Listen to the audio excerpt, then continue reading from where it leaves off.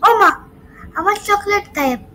কাল তো ছিল। ইয়াশ, তুমি কি আমার চকলেট খেয়ে ফেলেছো? না আপু, আমি খাইনি।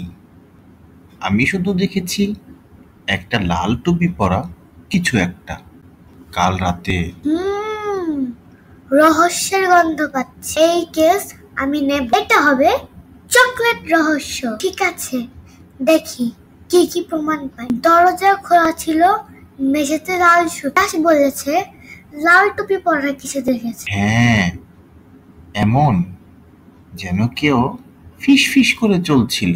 মানে এরা চকলেট চোর। লাল টুপি পরা ছিল। চলো খেলনা ঘরে গিয়ে দেখি। ওই তো, ওই টেডি বিয়ারটার মাথায় লাল টুপি। আহা, টেডি মশাই, আপনি তো সন্দেহভাজন। ও মা, টেডির পেটের ভিতরে চকলেটের প্যাকেট। টেডির পেট ফেসে গেছে, চকলেট তার ভেতরেই ঢুকেছে।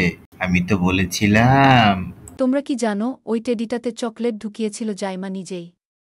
কাল রাতে বলেছিলে ইয়াশ যেন না খায়। ও হ্যাঁ, আমিই তো লুকিয়ে রেখেছিলাম। ইয়াশ হাসতে হাসতে, আর এখন তুমি নিজেই ভুলে গেছো। মা এসে বলল, এই নাও, দুজনকে একটা করে নতুন চকলেট দিলাম। এই কেসের নাম হবে ভুলে যাওয়া চোর।